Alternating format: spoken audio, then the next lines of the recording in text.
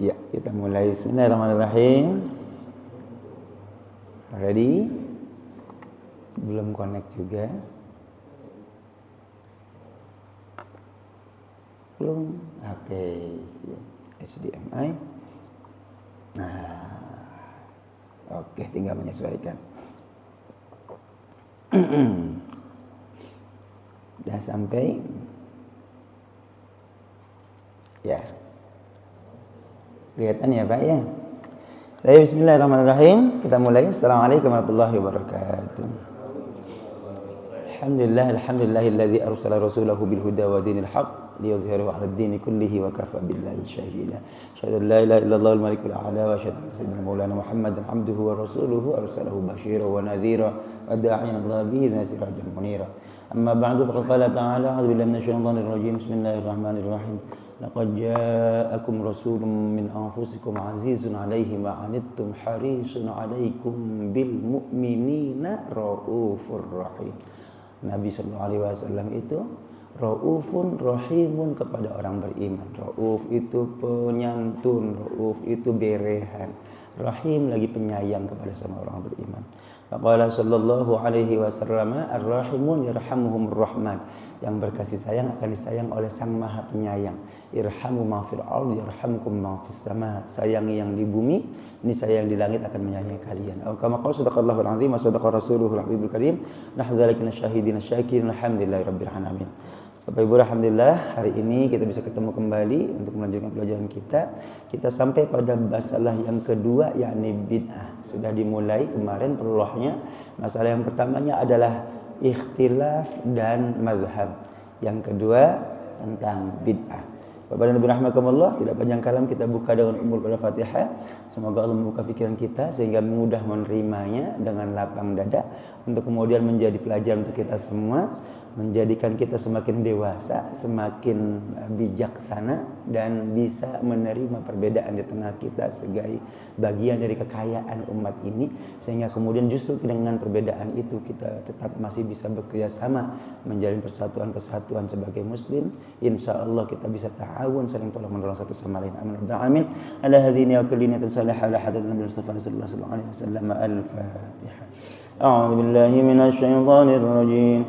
Bismillahirrahmanirrahim. Alhamdulillahi rabbil alamin. Arrahmanir rahim. Maliki yaumiddin. Iyyaka na'budu wa iyyaka nasta'in. Ihdinas siratal mustaqim. Siratal ladzina an'amta 'alaihim ghairil maghdubi 'alaihim waladdallin. Amin. Bismillahirrahmanirrahim. Raditu billahi rabba wa bil islami dina wa bi Muhammadin nabiyyan wa rasula. Rabbi zidni ilma warzuqni fahma. Amin. Baik, bismillahirrahmanirrahim. Bagian yang pertama ikhtilaf dan mazhab kita sudah kupas. Ikhtalafa yakhtalifu ikhtilafan artinya adalah perbedaan. Kalau perbedaannya pakai dalil namanya ikhtilaf, kalau nggak pakai dalil namanya khilaf.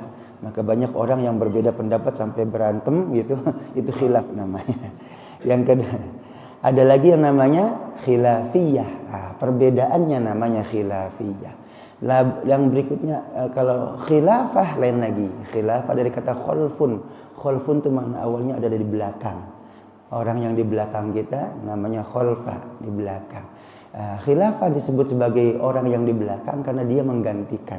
Maka makna khilafah itu awalnya adalah pengganti dari generasi sebelumnya. Baik, sudah kita bahas. Kemudian mazhab dari kata zahaba artinya pergi. Mazhab adalah tempat pergi. Pergi membawa pendapatnya, namanya disebut sebagai mazhab. Hari ini kita sampai dengan bid'ah. Bid'ah makna awalnya dari kata bada'a. Bada'a itu adalah membuat sesuatu yang tidak ada sebelumnya. Tidak ada contoh sabiq yang mendahuluinya. Namanya bid'ah. Dari kata yang sama kalau kata badi'us samawati wal ard. Allah itu adalah pencipta langit dan bumi tanpa model sebelumnya, tanpa ada contoh sebelumnya. Itu namanya badi'. Baik, Bapak dan Ibu rahimakumullah, maka secara lughawi semua yang baru yang tidak ada contoh sebelumnya disebut sebagai bid'ah. Secara etimologis, secara lughawi. Adapun secara istilahi tidak semua yang baru otomatis bid'ah.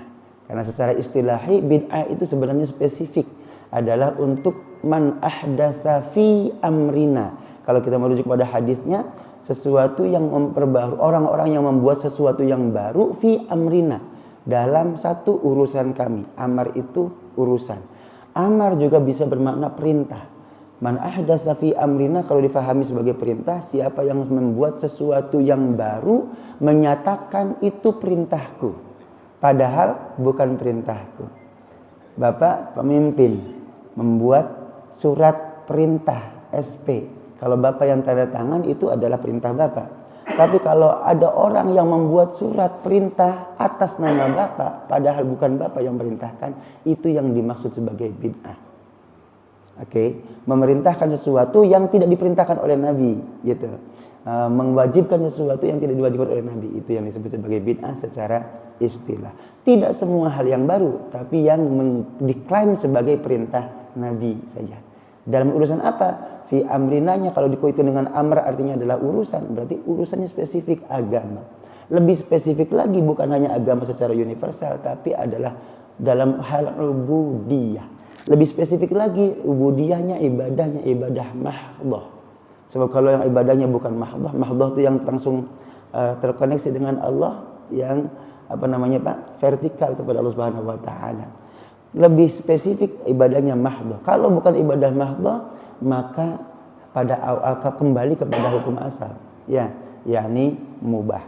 Bapak Ibu rahimakumullah, kita akan dalami hari ini. Kemarin kita sudah pahami adalah bagian yang pertamanya yang beliau sebutkan adalah hadisnya yang dikutip, ada dua hadis. Amma ba'du fa inna khairal hadits kitabullah wa khairul huda huda Muhammad.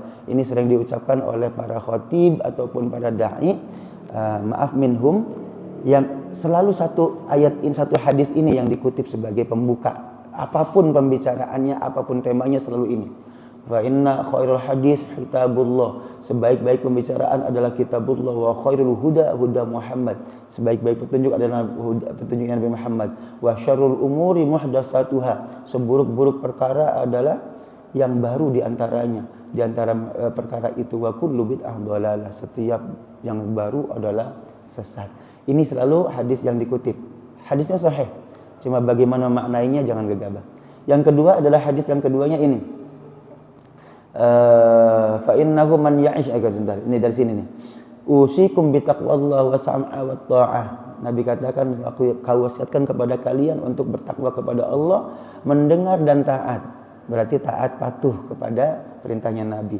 Wa in 'abdun habasyiyun fa innahu may ya'ish minkum yara ikhtilafan. Wa in 'abdun habasyiyun, meskipun keperintah untuk taat itu meskipun dipimpin oleh seorang hamba budak yang berkulit hitam legam, orang Habasyi, orang Ethiopia, orang Afrika, kita wajib taat kepada pemimpin, gitu ya.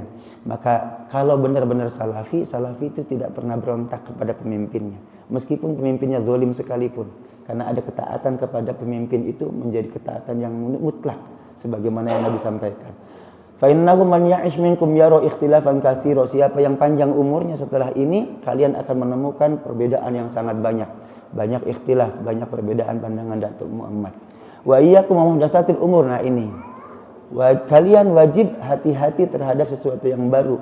Fa innaha dhalalah, sebab itu sesat. Faman adraka dzalika minkum, siapa yang menemukan sesuatu yang baru yang sesat itu, maka fa'alaihi bisunnati, wajib berpegang kepada sunnahku, wa sunnatil khulafa'ir rasyidin al-mahdiyyin, dan berpegang kepada sunnah para khalifah ar-rasyidin, 4 khalifah utama, Abu Bakar, Umar, Utsman dan Ali, al-mahdiyyin, yang mendapatkan hidayah.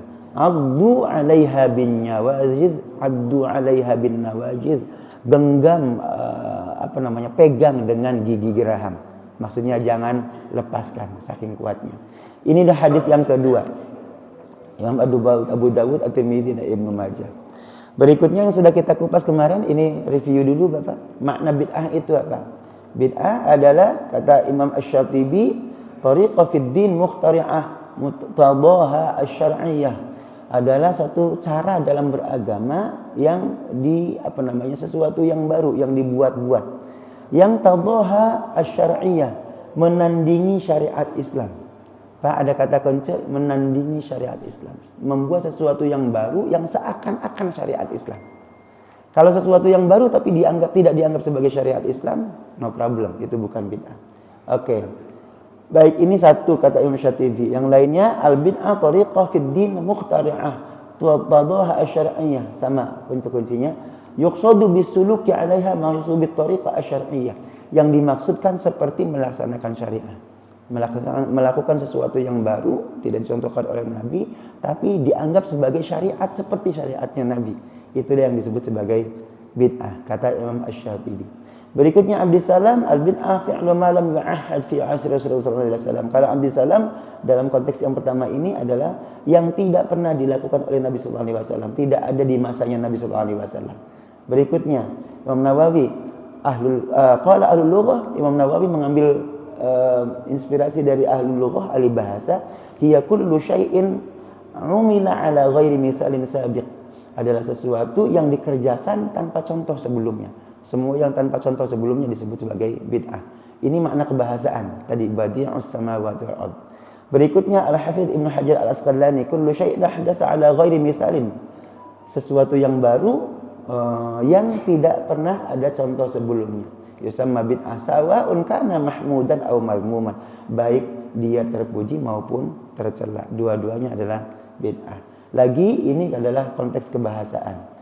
Ibnu Hajar Al-Asqalani berpendapat demikian. Berikutnya yang sudah kita pahami, kalau begitu bid'ah tidak bisa dibagi. Benarkah bid'ah itu tidak bisa dibagi? Ustaz Abdus Somad kemudian memberi logika. Logikanya adalah logika sesuatu yang baru dalam konteks keduniawian. Bid'ah semua yang tidak ada di zaman Nabi, maka mobil adalah bid'ah. Kalau definisinya semua yang tidak ada di zaman Nabi. Oke. Lalu beliau menjelaskan mobil itu orang tentu yang tidak setuju akan mengatakan mobil itu bukan ibadah. Masa iya mobil disebut sebagai bid'ah? Mobil kan bukan urusan ibadah. Yang dimaksud bid'ah adalah masalah ibadah. Nah, dengan jawaban ini sebenarnya dia sudah mempetakan, memisahkan mana yang sesuatu yang baru yang dianggap bid'ah, mana yang bukan. Dengan memberikan jawaban itu sebenarnya dia sedang membagi bid'ah kepada dua hal, bid'ah urusan dunia dan bid'ah urusan ibadah. Bid'ah urusan dunia boleh, bid'ah urusan ibadah baru tidak boleh. Oke. Ini logika yang beliau bawa di awal gitu. Kalau begitu maka pisahkan. Nanti kesananya imbasnya pisahkan mana urusan ibadah, mana yang bukan ibadah. Baru tapi bukan urusan ibadah, bukan bid'ah. Kira-kira begitu. Baik.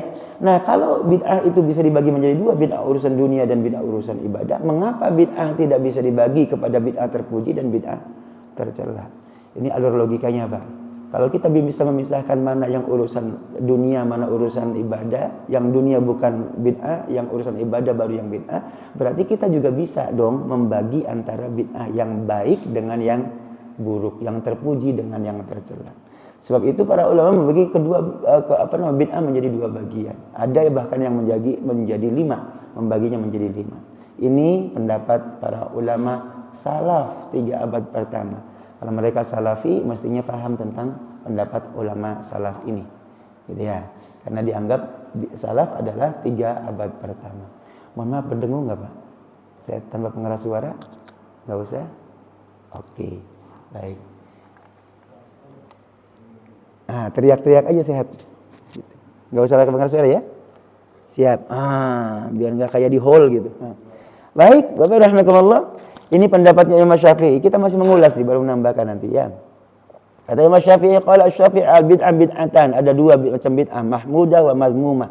Istilah beliau yang pertama kali dikatakan adalah bid'ah terpuji dan bid'ah tercela. Fama wafaqa as-sunnah, bagaimana kriterianya?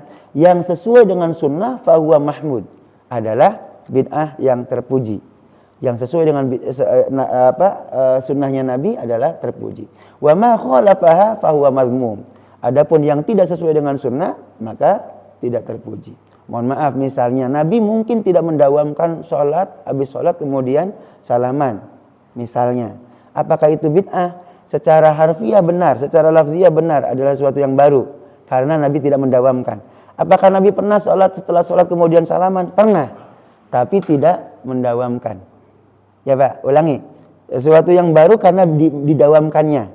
Oke. Adapun Nabi pernah, maka tidak haram Bapak habis sholat kemudian salaman. Tapi memang tidak didawamkan oleh Nabi gitu, karenanya Bapak bayangkanlah ratusan sahabat setiap kali sholat sallallahu alaihi Muhammad, kapan selesainya itu kira-kira gitu ya. Nah, Ustaz di Mekah nggak ada tuh salaman abis imam sholat. Ya kalau salaman Pak ribuan orang begitu kapan selesainya? Ya kan gempor kali nyengir gitu. Ya, memang tidak didawamkan. Oke, sesuatu yang tidak didawamkan oleh Nabi kemudian kita dawamkan dianggap sebagai bid'ah dalam arti lafziyah, sesuatu yang baru. Yes. Tapi itu sesuai dengan sunnah apa enggak? Salaman itu sesuai dengan sunnah atau enggak? Sesuai dengan sunnah. Sebab kata Nabi katakan, ma min muslimaini yaltaqiyani fayatasafahani illa ghufira lahum ma qabla ay yatafarraqa. Sampai hafal hadisnya tuh gara-gara itu. Kalau ada dua orang Islam ketemu kemudian saling bersalaman di antara keduanya, berguguran dosa di antara keduanya sebelum mereka berpisah. Halo, maka bersalaman itu dianjurkan. Berarti sesuai dengan sunnah. Formalisasinya dianggap sesuatu yang baru, tapi sesuatu yang baru sesuai dengan sunnah Nabi, maka kata Imam Syafi'i itulah yang namanya bid'ah mahmudah.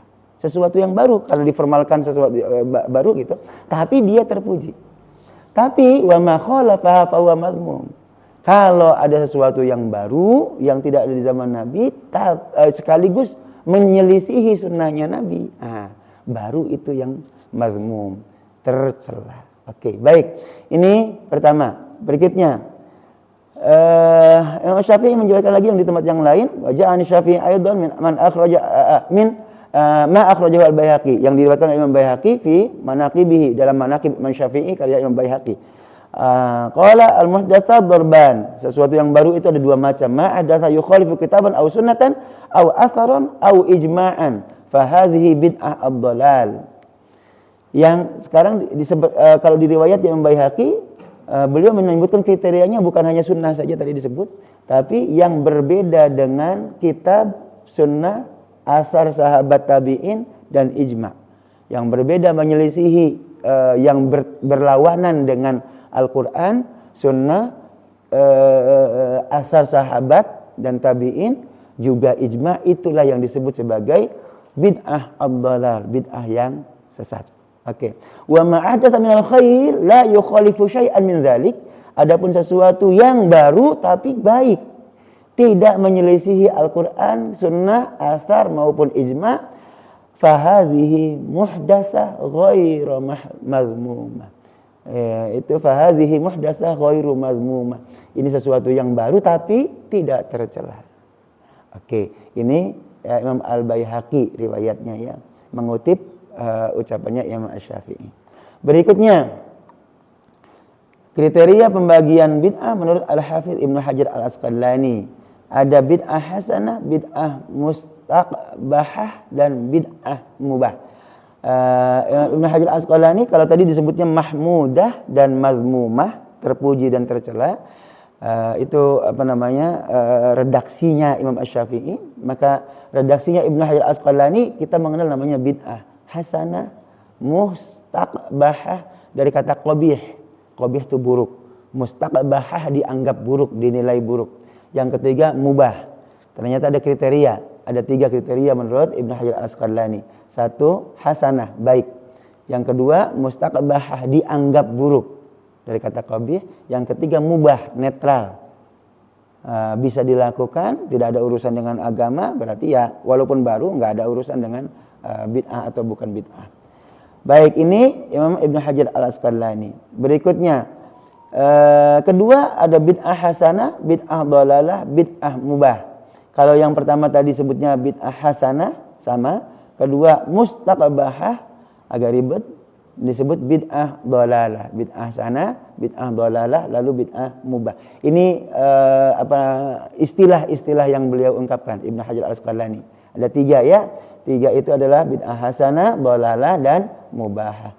Bid'ah yang baik, bid'ah yang sesat, dan bid'ah yang netral boleh. Ini Imam Ibnu Hajar Al-Asqalani. Berikutnya Imam An-Nawawi, hadisnya berbunyi kullu muhdatsah bid'ah wa kullu bid'ah dhalalah. Bunyi hadisnya adalah setiap yang baru adalah bid'ah, setiap bid'ah sesat. Kata Imam Nawawinya adalah Imam Nawawi Ad-Dimashqi, beliau Damaskus, Suriah, adalah pensyarah kitab Sahih Imam Muslim bin Hajjaj.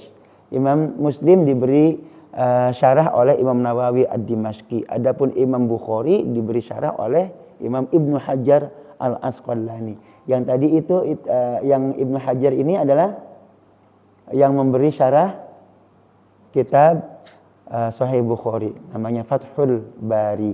Adapun Imam Muslim diberi syarah oleh Imam Nawawi Ad-Dimashqi. Ya, syarahnya Imam Nawawi. Baik. Nah, Imam Nawawi mengatakan kullu muhdatsah bid'ah wa kullu bid'ah dhalalah, itu adalah sifatnya umum. Dikhususkan oleh hadis yang lain yang bunyinya ini. Man sanna fil islami sunnatan hasanatan falahu ajruha. Siapa yang membuat sesuatu yang baru dalam Islam yang baik, atau siapa yang melakukan sesuatu legacy kalau bahasa kita barangkali, peninggalan dalam Islam tapi baik, maka falahu ajruha, maka dia mendapatkan pahala. Orang yang melakukan di belakangnya, yang mengikuti mencontoh kepadanya. Dilengkapi di sana falahu ajruha wa ajru man amila biha min ba'dihi min ghairi ay yanqusa min ujurihim syai'a. Maka dia berhak mendapatkan pahala seperti pahala pelakunya tanpa harus mengurangi pahala si pelaku. Kalau Bapak hari ini misalnya membuat legacy apa? Misalnya bikin pengajian Ahad pagi. Zaman Nabi apakah dilegitimasi pengajian Ahad pagi selalu ada misalnya, atau Sabtu subuh ini pengajian Sabtu subuh, kalau di BSD namanya ada S3 silaturahim Sabtu subuh gitu. Benar ya? Namanya S3 silaturahim Sabtu subuh antar masjid dan musola, itu satu jaringan, Pak. Oke, apakah ada di zaman Nabi? Apakah ada perintah Nabi? Woi umat Islam, setiap Sabtu subuh bangunlah, sholat jamaahlah dan ngajilah, misalnya gitu. Ada perintah begitu? Nggak ada. Oke, berarti Bapak melakukan sesuatu yang baru nih. Satu peninggalan yang baru. Lalu kebaikan kita, tapi kan sesuatu yang baik, hasanah gitu kan. Itu man sanna sunnatan hasanah. Oke. Lalu generasi setelah kita, anak cucu kita mengikuti kita, melanjutkan perjuangan kita ini. Sabtu subuh mereka ngaji misalnya. Maka Bapak yang menjadi pelopor itu mendapatkan pahala seperti mereka yang melakukannya. Falahu ajruha wa ajru man amila biha min ba'dihi. Berhak mendapatkan pahala. Itu namanya sunnah juga.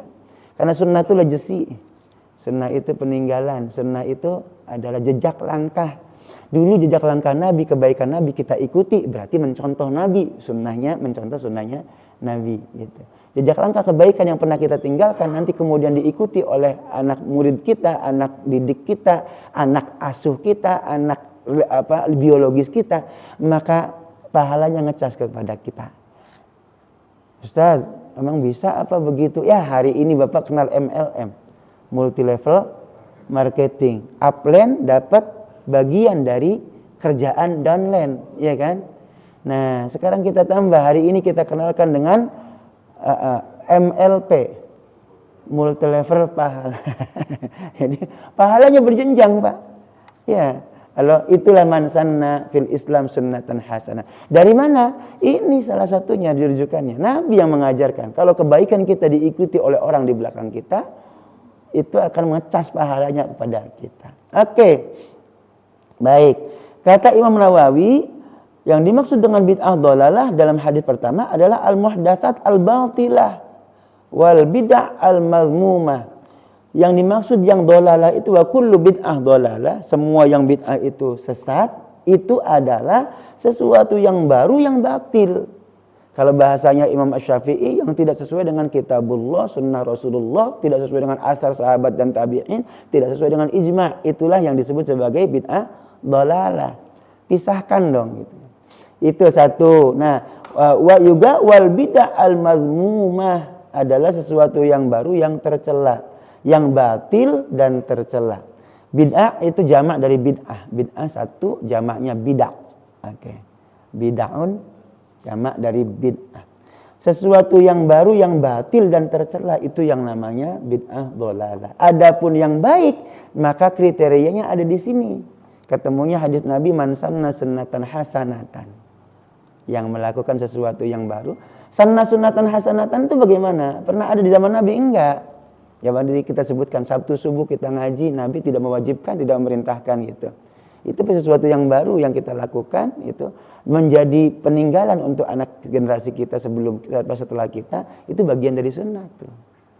Semua kebaikan yang kita tanam di masjid kita An-Nas ini, itu bagian dari peninggalan kita nanti gitu. Kalau anak-anak kita melanjutkan perjuangan kita, maka pahalanya terus ngecas kepada kita. Baik, ini menurut Imam Nawawi, ya, pensyarah kitab Sahih Muslim. Nah, masalahnya adalah, hari ini kita lanjutkan. Tapi hadisnya menyebut semua bid'ah.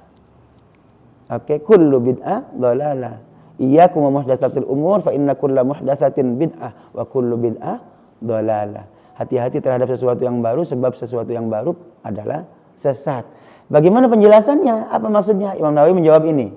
Qauluhu sallallahu alaihi wasallam kullu bid'ah dhalalah hadza 'amun makhsus. Kita sampai dengan pelajaran kita hari ini. Kata Imam Nawawi Ad-Dimashqi, ucapan Nabi kullu bid'ah dhalalah itu adalah ungkapan umum yang dikhususkan. Umum itu universal gitu kan, yang perlu dibikin spesifik. Wal murad ghalibul bid'ah, yang dimaksud oleh Nabi secara umum sesuatu yang baru dalam urusan agama itu adalah sesat. Bikin-bikin ajaran agama baru gitu kan, bikin-bikin perintah Nabi yang baru padahal bukan perintah Nabi, itu sesatnya di situ. Baik, itu Imam Nawawi. Nah, umumnya ya, tapi dalam konteks agama tadi, dalam konteks lebih spesifik lagi adalah ibadah, lebih spesifik lagi mahdhah. Ada nggak yang bukan bid'ah meskipun urusannya ibadah? Banyak. Ngaji itu ibadah bukan? Ibadah tapi mahdhah bukan? Enggak. Kalau mahdhah itu definitif 2 poin, Pak. 1 caranya, 2 waktunya. Kalau ada ibadah yang jelas caranya, jelas waktunya, itu namanya mahdhah. Caranya jelas, waktunya jelas, mahdhah. Salat, caranya jelas, waktunya jelas. Tapi kalau misalnya sedekah, boleh kapan saja enggak? Boleh subuh-subuh sedekah? Siang hari boleh? Malam? Oke, waktunya tidak dibatasi. Caranya bagaimana? Bisa ngasih makanan? Boleh ngasih duit? Oke, transfer rekening? Bebas, terserah. Itu berarti memang ibadah tapi enggak mahdhah. Oke, maka caranya kayak kita sekarang ini, kita melakukan ibadah betul, tapi bukan mahdhah. Sebab bisa dilakukan Sabtu subuh, Sabtu Ahad, boleh saja terserah kan. Materinya boleh materi apapun, bisa akidah, syariah, fikih, muamalah gitu, ekonomi, terserah. Oke, maka yang begitu tuh ibadah nilainya betul, tapi bukan mahdhah. Karena bukan mahdhah, maka lepas dari urusan bid'ah. Oke. Gak ada urusan dengan bid'ah karena bukan mahdhah. Baik, Bapak rahimakumullah, lebih jelas lagi, lebih detail lagi, Imam Izz bin Abdissalam yang di atas tadi sudah pernah dikutip. Beliau mengatakan sesuatu yang tidak pernah ada di masa Nabi, itu secara umum disebut sebagai bid'ah. Tapi orang yang sama, Imam Al-Izz bin Abdissalam, juga menjelaskan bahwa bid'ah itu dibagi 5. Kalau dilihat dari konteks hukum. Yang pertama disebutkan oleh beliau itu adalah konteksnya konteks etimologis, kebahasaan. Kalau secara kebahasaan yang tidak pernah ada di zaman Nabi disebut sebagai bid'ah. Tapi kalau dihubungkan dengan hukum, maka hukum itu hukum taklifi itu cuma 5. Bid'ah berarti masuk kriteria 5 itu. Nggak lepas dari itu. Ini penjelasan beliau panjang sekali. Oke. Kita ambil poin-poinnya. Bid'ah adalah perbuatan yang tidak pernah dilakukan pada masa Nabi SAW. Itu secara kebahasaan. Bid'ah terbagi kepada wajib, haram, mandub, makruh, mubah. Wajib harus dilakukan, Ada sesuatu yang baru wajib dilakukan, padahal nggak dicontohkan oleh Nabi. Yang kedua haram, berarti terlarang untuk dilakukan. Ketiga mandub, dianjurkan untuk dilakukan. Makruh, dibenci kalau dilakukan, nggak disukai kalau dilakukan. Yang terakhir, yang kelima mubah, netral, terserah saja, kontekstual. Baik, cara untuk mengetahuinya bid'ah tersebut ditimbang dengan kaidah-kaidah syariat Islam. Ini yang tadi ahkamul khamsah, ya hukum 5. Ahkamul khamsah kalau dari level paling atas sampai dengan paling rendah berarti wajib, sunnah di tengah, mubah di bawah, makruh lebih jelek, haram. Itu levelingnya ya. Wajib harus dilakukan, haram harus ditinggalkan. Di tengah-tengah mubah, netral. Kalau lebih baik dilakukan, sunnah. Kalau lebih baik ditinggalkan, makruh. Oke. Itu namanya ahkamul khamsah, hukum yang 5. Hukum taklifi cuma ada 5 itu. Baik. Nah, kata Imam Ibn Abdissalam, jika bid'ah tersebut masuk dalam keadaan wajib, maka wajib. Kalau haram, ya haram. Ditimbang dengan ahkamul khamsah tadi. Gitu. Contoh bid'ah wajib, nah kita perjelas sekarang. Sibuk mempelajari ilmu nahwu, gramatika bahasa Arab untuk memahami Al-Quran dan sabda Nabi SAW. Itu wajib, karena untuk menjaga syariat itu wajib. Syariat tidak mungkin dapat dijaga kecuali dengan mengetahui bahasa Arab. Ma la yatimmu ini, jika sesuatu tidak sempurna karena ia, maka ia pun menjadi ikut wajib. Ma la yatimmul wajib illa bihi fahuwa wajib. Kaidahnya adalah kalau ada sesuatu yang menghalangi sebuah kewajiban terlaksana dengan baik, maka yang awalnya tidak wajib menjadi wajib. Contohnya adalah konteksnya dalam hal ini ya Pak, dalam kaidah ini. Contoh sunat. Sunat itu hukum awalnya apa Pak? Sunnah sesuai dengan bunyinya, sesuai dengan namanya. Sunnat, khitan, itu hukum awalnya sunnah. Itu min sunanin Nabi, sunnah-sunnahnya Nabi. Itu disebut sunnah karena satu, memang Nabi sebutkan secara lafziyah. Ada beberapa sunnah Nabi, misalnya sunnah apa namanya itu sunnah bahasanya tuh sunnah gharizah, sunnah sesuai dengan instingnya. Apa itu? Mencukur kumis, menyara jenggot, lalu mencukur bulu ketiak, mencukur kuku, menggunting kuku, lalu mencukur bulu kemaluan, ya kan? Yang kelima adalah khitan. Ada 5, itu disebut sebagai sunnanun, apa tuh? Bahasa hadis nabinya tuh. Kalau bahasa kita kayak itu sesuatu sunnah, tapi itu apa namanya? Wajar, sunnah sesuatu yang wajar dilakukan gitu ya. Itu 5 poin itu. Termasuk khitan. Awalnya berarti hukumnya sunnah. Bahkan namanya juga sunnah. Tapi kalau nggak dikhitan, konsekuensinya Bapak setiap kali mau sholat ribut, repot. Ya kan? Sebab, kulit kita menahan kencing. Ya kan? Menahan air kencing. Kalau mau nggak sunat, boleh. Tapi setiap kali mau sholat, sebelum wudhu, kurak dulu. Iya. Dijembreng kemudian dibersihin setiap kali. Semprot. Karena memang mengandung najis kan gitu ya.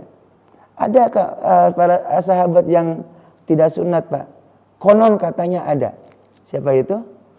Salman Al-Farisi. Katanya Salman Al-Farisi itu nggak sunat Pak. Tapi konsekuensinya Al-Farisi bukan orang Paris, bukan. Orang Salman Al-Farisi itu orang Iran. Dulu namanya Persia, akan disebut sebagai Al-Farisi. Ya, enggak sunat konon katanya. Masuk Islam tapi enggak sunat. Konsekuensinya ngurak setiap kali sebelum wudu, sebelum mau sholat gitu ya. Di sini. Nah, Bapak, itu kan merepotkan kan? Halo, bahkan kalau nggak dikurak berarti bawa-bawa najis, batal sholatnya.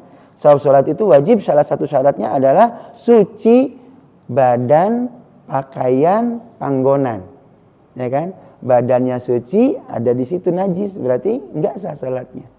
Pakaiannya juga harus suci, tempatnya harus suci. Oke, kalau ada nyimpen najis di dalam kulupnya, berarti nggak sah sholatnya. Nah, maka kemudian keluar kaidah. Kalau sesuatu kewajiban tidak sempurna, gara-gara ini, maka yang awalnya sunat menjadi wajib. Itu sebab maka laki-laki muslim semuanya disunat gitu ya. Bahkan juga ternyata itu dalam perspektif kesehatan luar biasa. Banyak orang non muslim disunat juga karena tahu manfaat kesehatannya. Dan itulah disebut sebagai sunan apa tuh? Sunnahnya Nabi Muhammad SAW. Bapak-bapak, nah mempelajari ilmu nahwu itu diajarkan oleh Nabi nggak? Ada nggak perintah Nabi? Woi umat Islam, alaikum bi ilmin nahwi misalnya gitu. Kalian harus belajar ilmu nahwu. Ada perintahnya? No, ilmu nahwunya aja nggak ada di zaman Nabi. Belum menjadi bangunan ilmu yang mapan, Pak. Ilmu nahwu, ilmu sorof nggak ada di zaman Nabi. Kalau kita di sekarang hari ini ya belajar di pesantren gitu, belajar jurmiyah, imriti, alfiyah gitu untuk belajar ilmu nahwu. Zaman Nabi nggak ada jurmiyah, imriti, alfiyah. Lalu kalau begitu itu bid'ah. Di zaman Nabi nggak ada. Ngapain belajar al-kalamu huwa lafzul murakkabul mufidu bil waqi wa aqsamuhu salatatun ismun wa fi'lun wa harfun ja'a li ma'nan fal ismu yu'rafu bi khafdi wa tanwin wa dukhul alif wa dihafal, Pak. Dulu saya kalau nggak hafal begini sampai dengan selesai. Sampai dengan selesai belajar. Lirboyo tuh, Pak. Setelah itu naik imriti. Kalamuhum lafzun mufidun mufradu wal kalimatul lafzul mufidul musnad. Dihafalin. Setelah itu naik alfiyah gitu. Kalamuna gimana? Kalam tuh bab kalamnya alfiyah.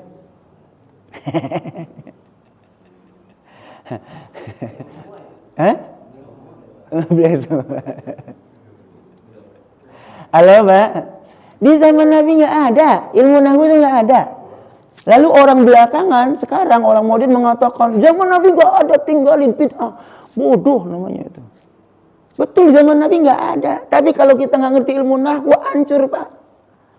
Bapak nggak bakal bisa memahami ayat. Bagaimana memahami ayat? Orang tarkibnya nggak tahu. Mana subjek, mana predikat, mana objek, mana keterangan. Pak, kalau di Indonesia mendingan. Karena subjek predikat nggak ada urusan. Nggak ada bunyi an, in, un di belakang. Kalau bahasa Arab, parah. Subjek, u. Kalau objek, a. Keterangan, i. Nggak boleh sembarangan. Qala Muhammadun. Oke, jaa Muhammadun pakai dun. Oke. Tapi kalau saya melihat Muhammad, ra'aitu Muhammadan karena jadi objek. Saya jalan sama nama Muhammad. Marartu bi Muhammadin. Kalau nggak ngerti nahwu hancur. Bahkan bisa salah memahami ayat. Misalnya yang contoh yang sering disampaikan tuh misalnya di ayat Al-Quran misalnya dalam konteks wudu ya, wamsahu biru'usikum wa arjulikum atau lakum gitu. Kalau li beda, wamsahu biru'usikum, usaplah jidatmu, kepalamu, wa arjulikum, kalau dibaca li cukup mengusap kaki itu. Oke, tapi lihat Al-Qur'annya. Al-Qur'annya bunyinya adalah wamsahu biru'usikum wa arjula. Kenapa la? Karena ngikutnya bukan wamsahu biru'usikum, bukan. Tapi faghsilu wujuhakum, wa basuhlah wajahmu, wa aidiyakum, dua tanganmu. Oke, wamsahu biru'usikum, jidatmu cukup diusap, jangan dibasuh. Nggak usah dikocorin begini, masuk angin bisa, ya kan? Tapi kalau kaki kembali ke faghsilu wujuhakum, objek. Oke, maka basuhlah kakimu, nggak cukup diusap doang. Tuh, Pak, bisa berurusan dengan hukum. Salah bunyi i dan a, konsekuensi hukumnya berbeda. Oke, apalagi kalau dihubungkan dengan ayat-ayat yang lain, banyak yang bisa salah kaprah, bahaya. Misalnya apa ya? Gimana tuh? Innama yakhshallaha min ibadihil ulama. Apa ya Kang yang itu kan? Ketemu lagi deh ayat yang lain. Itu bisa rusak sekali. Bisa rusak sekali. Gara-gara beda i sama a doang gitu. Ya, baik Bapak rahmatullah. Ini pentingnya ilmu nahwu. Di zaman Nabi nggak ada, tapi hari ini wajib kita mempelajari ilmu nahwu agar kita bisa memahami Al-Quran dan hadis Nabi. Oke, satu. Begitu juga ilmu shorof. Bedanya apa sih Ustaz? Kalau ilmu nahwu tuh ilmu yang membahas tentang a, i, u kalimat, ujung kata dalam kalimat. Ilmu nahwu membedah kalimat, mana subjek, predikat, objek, keterangan. Kalau ilmu shorof apa? Ilmu shorof itu membedah kata. Kata ini berasal dari kata apa? Tadi kosakata. Dari ikhtilaf, khilaf, khilafiyah, khilafah. Jangan salah nih, itu urusannya ilmunya ilmu shorof. Oke. Kalau nahwu bunyi a, i, u di belakang. Kalau shorof bentuk katanya fa'ala yaf'ulu fa'lannya. Itu ilmu shorof. Dua-duanya wajib, Pak. Ini dua alat utama untuk memahami bahasa Arab. Apalagi kita non Arab gitu kan, ajam. Kalau nggak belajar bahasa Arab hancur. Orang Arab aja banyak yang ngerti bahasa Arab, Pak. Kita dulu mengira bahwa orang Arab enak kali ya, begitu lahir udah ngomong bahasa Arab, baca Al-Quran langsung ngerti, paham isinya. Jangan dikira. Satu, banyak orang Arab yang nggak bisa baca Al-Quran, Pak. Serius, banyak orang Arab yang nggak bisa baca Al-Quran. Teman-teman TKW itu datang ke Arab, malah ngajarin baca Al-Quran di sana. Ada sebagian teman saya gitu, teman madrasah dulu zaman SD. Dia jadi TKW, sampai sana disuruh ngajarin anak majikannya untuk belajar ngaji. Iya, balik. Yang kedua, ternyata memang bahasa Arab yang mereka gunakan sehari-hari tidak seperti bahasa Arab Al-Quran, nggak fusha. Ya. Kamu di mana? Aina anta gitu kan kalau bahasa. Fi aina anta gitu. Terus diubah menjadi fin, intafin gitu. Where are you? Intafin. Kan repot itu kalau ya. Beda antara fusha dengan am atau suqi dengan pasar gitu. Bahasa pasar konon sih diambil 70%-nya dari fusha. Cuma sudah berubah sama dengan lugue. Orang Inggris datang ke sini gitu. Mana lu gitu? Apaan sini? Kemana kamu kan begitu bahasa apa namanya? Jadi aneh. Ya, maka banyak orang Arab, ya jangan dikira orang Arab otomatis bisa membaca Al-Quran, otomatis ngerti paham isinya Al-Quran, enggak. Karena bahasa mereka berbeda, bahasa yang mereka gunakan hari-hari itu berbeda dengan bahasa Al-Quran yang fusha, berbeda dengan bahasa hadis Nabi yang fusha juga gitu. Ya Pak. Baik. Alhamdulillah, ini contohnya. Berikutnya, contoh kedua menghafal gharibul Quran. Kata-kata asing dalam Al-Quran dan Sunnah. Contoh ketiga menyusun ilmu usul fikih. Contoh keempat pembahasan al-jarh wa ta'dil. Al-jarh wa ta'dil itu membedah siapa yang bisa diterima riwayatnya, siapa yang tidak. Itu zaman Nabi mungkin belum menjadi bangunan ilmu. Walaupun sudah ada saling counter satu sama lain sudah ada. Kata Imam Umar bin Khattab, kamu dapat dari mana? Dari fulan bin fulan gitu. Oh, dari mana dianya? Nabi, mendengar Nabi. Kapan waktu itu? Ada dikonfrontasi gitu ya, dikonfirmasi itu ada zaman Nabi. Tapi sebagai ilmu jarh wa ta'dil itu belakangan. Ya, membedakan sahih dan saqim, ya mengandung penyakit. Ini contoh-contoh. Berikutnya, kaidah-kaidah syar'iyyah Islam menunjukkan bahwa menjaga syariat Islam itu fardu kifayah. Pada suatu perkara tertentu, penjagaan syariat Islam tidak akan terwujud kecuali dengan menjaga perkara di atas. Semua urusan tadi itu, jadi kita belajar usul fikih wajib. Karena kalau nggak bakal belajar ilmu usul fikih, nanti kita gampang sekali menyalahkan orang. Nanti kita nggak paham tentang agama kita gitu. Zaman Nabi sudah ada belum usul fikih? Belum ada sebagai sebuah ilmu. Oke. Tapi hari ini menjadi sebuah kewajiban, itu yang disebut sebagai sebuah bid'ah tapi wajib. Oke. Contoh bid'ah haram apa? Mazhab Qadariyah, tidak percaya kepada takdir. Mu'tazilah ada juga ya dalam konteks takdir gitu. Free will, free act. Kita ini punya kebebasan berkehendak, kita punya kebebasan untuk melakukan sesuatu, terserah kita. Itu. Menurut Al-Izz Ibnu Abdissalam itu termasuk yang haram. Mazhab Jabariyah kebalikan dari Qadariyah. Kalau Jabariyah berserah kepada takdir, terserah Allah saja gitu. Karena kita berada seperti wayang di tangan dalang. Kalau kata dalang, Gatot Kaca itu meskipun gagah perkasa, nyungsep aja. Terserah. Nah, itu Jabariyah gitu. Kenapa kamu nyorong? Kata kan di zaman Umar bin Khattab, kenapa kamu mencuri? Kata si pencuri, Saya mencuri karena Allah menakdirkan saya mencuri. Kan, kalau Allah tidak menakdirkan saya mencuri, ya saya nggak bakal bisa mencuri. Kurang ajar lu. Digebukin. Bukannya di penjara tapi ditakzir, bukannya dipotong tangannya gitu ya, tapi ditakzir berat. Karena ia menyalahkan Tuhan atas dosa yang dia lakukan gitu. Itu kalau kita Jabariyah. Mazhab Mujassimah itu menyamakan Allah dengan makhluk, tajsim gitu ya.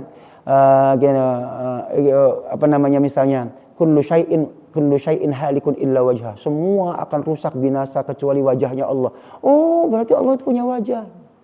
Itu repot tuh, Pak. Hati-hati, Pak. Ya, wa ma ramaita idz ramaita walakinnallaha rama gitu. Yadullah fawqa aydihim. Tangan Allah di atas tangan mereka. Oh, Allah itu punya tangan. Aduh, bahaya nih.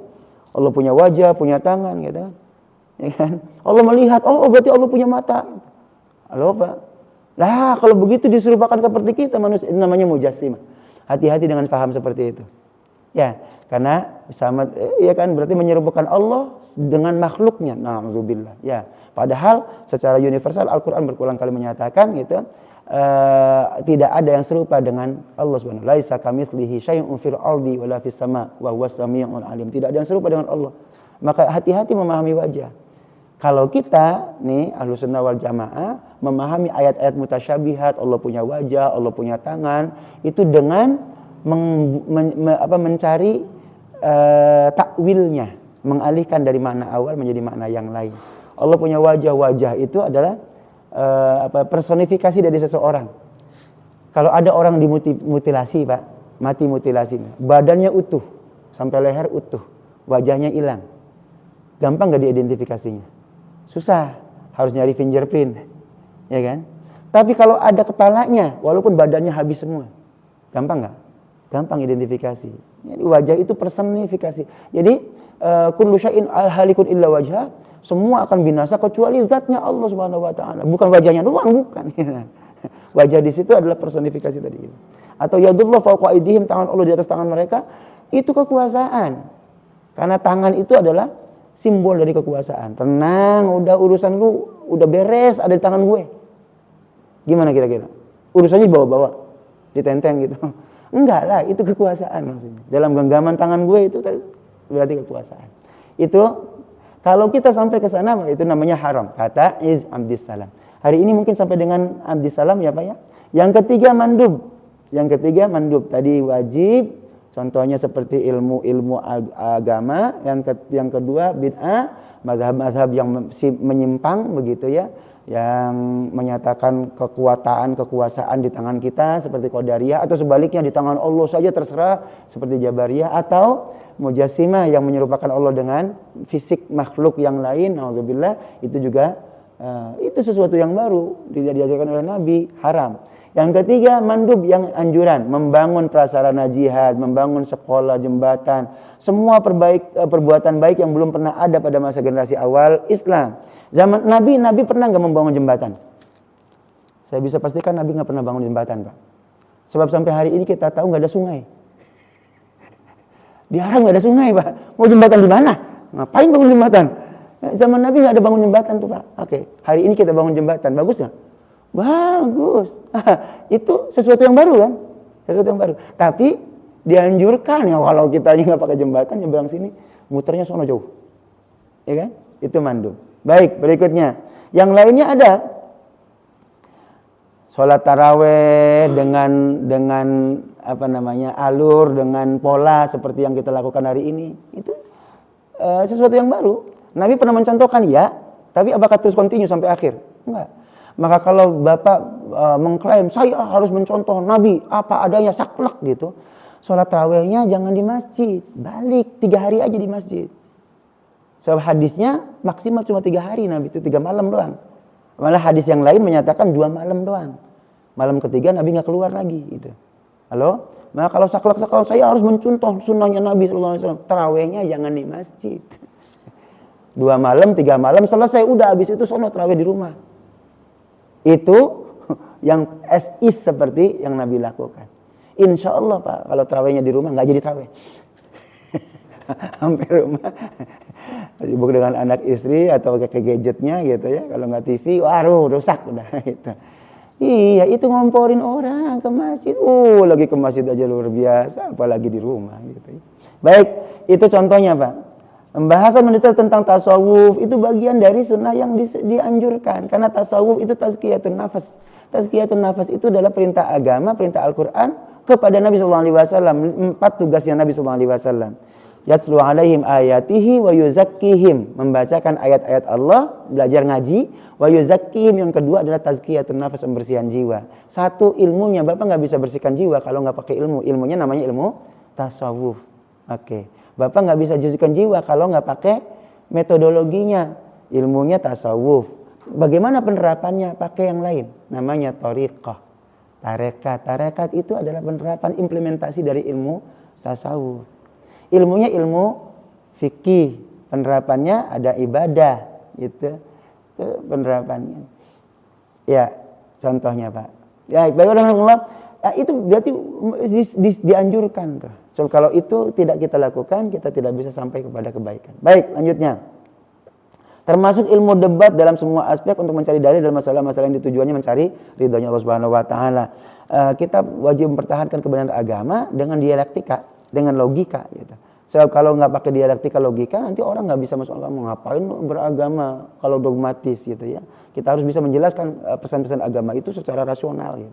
Itu bagian dari mandub. Sesuatu yang baru di zaman Nabi mungkin tidak dibutuhkan, ada nabinya kok. Apapun masalah agama tinggal ditanya sama Nabi kan, selesai. Ya, tapi hari ini menjadi kewajiban, menjadi kebutuhan, Pak. Karena yang kita hadapi masyarakat yang sangat-sangat majemuk, plural gitu kan, dengan berbagai pandangan, pendapat, dengan berbagai pemikiran. Baik, ini yang ketiga, bid'ah yang dianjurkan. Berikutnya adalah bid'ah yang makruh. Ada nggak makruh? Ada. Contohnya adalah ini. Hati-hati hiasan pada masjid-masjid, hiasan pada mushaf Al-Quran. Itu tidak di zaman Nabi tidak ada. Masjidnya Nabi sangat sederhana begitu ya. Makruh. Tapi dengan catatan tentu kalau kemudian membuat riuh gitu. Kalau hiasan-hiasan di masjid itu mengacaukan orang dari kekhusyuan sholatnya itu. Ya. Kalau di depannya ada tempelan misalnya, ada kan biar masjidnya dapat dana, ini ada donatur tetap gitu, pasang di depannya iklan gitu. Misalnya orang lagi sholat lihat baca iklan. Misalnya. Atau Bapak pakai kaosnya kaos kampanye, lanjutkan. Ya, kalau hiasannya justru menambah kekhusyuan, masa iya? Pak, Bapak terganggu gak dengan khot samping kanan kirinya masjid? Terganggu? Atau malah bertambah sejuk? Atau malah mencari-cari artinya apa sih ini? Gitu. Wasta'inu bis-sabri was-sabar. Soalnya keriting kan, Pak. Bacanya susah. Gitu. Oh, pesannya bagus. Kira-kira ini enggak? Maksudnya terganggu enggak? Kalau enggak terganggu ya enggak lah. Atau misalnya ini menunjukkan jam. Ada apa yang antipati? Ustaz, di depan masjid itu jangan ada apa-apa. Keganggu sholatnya. Emang lu tapi jam lu sholat, lu aja enggak khusyuk. Nyalahin jam. Ampun dah, kalau begitu parah banget. Kan emang ini menerapkan ayat Al-Quran, aqimis sholata, ya, liduluki syamsi ila ghasyaqil lail, ada kan ya. Inna sholata kanat 'alal mu'minina kitaban mawquta, ada jelas waktunya gitu. Oh, sekarang waktu syuruk. Waktu syuruknya jam berapa? 5:08. Udah lewat. Alhamdulillah tuh berarti sudah bisa sholat syuruk 10 menit setelahnya. Kan gitu kan? Masa jangan salahin jam lah kalau nggak khusyuk, pasti banyak utang kali. Yang terakhir adalah bid'ah yang mubah, bersalaman setelah selesai sholat subuh dan asar misalnya. Dalam konteks apa kebolehannya, netralnya mubah, tapi itu bagian dari sunnah Nabi, bisa juga menjadi sunnah. Ya, menikmati nikmat makanan, minuman, pakaian, tempat tinggal dan seterusnya itu terserah. Rahmatullah, ini penjelasannya. Al-Izz ibnu Abdissalam. Nanti akan sama dengan penjelasannya Imam Nawawi ketika menjelaskan syarahnya Sahih Muslim gitu ya. Beliau mengatakan bid'ah juga sama, 5. Dihubungkan dengan hukum bid'ah itu 5, yakni ahkamul khamsah tadi, wajib, sunnah, mubah, makruh atau haram. Tergantung lihat konteksnya gitu ya. Kalau menuntun kepada kewajiban seperti belajar ilmu agama, tidak ada zaman Nabi, itu bid'ah tapi wajib. Contoh konkretnya adalah Al-Quran, pembukuan Al-Quran wajib nggak kira-kira Pak? Kebayang Pak, kalau zaman dulu Umar bin Khattab nggak ngotot untuk membukukan Al-Quran. Bisa jadi hari ini kita nggak punya Al-Quran yang baku standar. Atau berantem gara-gara beda versi Al-Qurannya. Ya kan? Masya Allah, berarti suatu kewajiban tuh Pak. Nabi hanya memerintahkan menuliskan, tapi tidak memerintahkan membukukan. Yang membukukan inisiatifnya Umar bin Khattab di masa Abu Bakar As-Siddiq. Abu Bakar awalnya nolak kok. Saya nggak mau melakukan sesuatu yang tidak dilakukan oleh Nabi, kata Abu Bakar As-Siddiq. Gitu ya. Setelah itu kemudian terjadi peperangan, memerangi orang yang membangkang bayar zakat. Ada 70-80 sahabat ahli Quran, penghafal Al-Quran menjadi syahid. Baru kemudian terpipin, oh iya Umar bener ente bilang, udah kita kumpulkan. Baru ngumpulin doang Pak. Di pelepah kolma, kulit binatang, tulang belulang dikumpulkan satu tempat. Baru ngumpulin doang, belum jadi buku. Jadi buku baru belakangan. Abu Bakar 2 tahun, Umar bin Khattab 10 tahun, 12 tahun belum jadi buku. Setelah masa Utsman bin Affan baru kemudian kepentingan memaksa urgent banget untuk membukukan Al-Quran, dikirim ke pusat-pusat kota Islam, 4 kota Islam utama gitu. Lalu dibukukanlah Al-Quran. Makanya disebut sebagai Mushaf Utsmani. Itu contoh konkret betapa sesuatu yang baru sekalipun, ada urusan dengan urusan agama sekalipun, kalau itu menjadi keniscayaan wajib kita lakukan. Tidak semuanya yang baru kemudian otomatis dhalalah, bid'ah, sesat, neraka. Na'udzubillah. Alhamdulillahirabbil alamin. Dialognya barangkali kita bisa lanjutkan setelah ini di forum yang lebih leluasa, sambil sarapan begitu. Kalau perutnya kenyang insyaallah hati tenang kan gitu. Iya. Iya, mudah-mudahan banyak manfaat yang kita bisa petik Bapak ya, menambah wawasan sekaligus juga memberikan jawaban kepada yang menyaksikan, sehingga kemudian kita bisa saling tasamuh, toleran di antara kita sesama jamaah di Masjid An-Nas ini gitu ya, membangun kebersamaan dan saling tolong-menolong, saling bantu dalam segala urusan kebaikan. Alhamdulillahirabbil alamin, subhanakallahumma bihamdika asyhadu an la ilaha illa anta astaghfiruka wa atubu ilaik. Wassalamualaikum warahmatullahi wabarakatuh.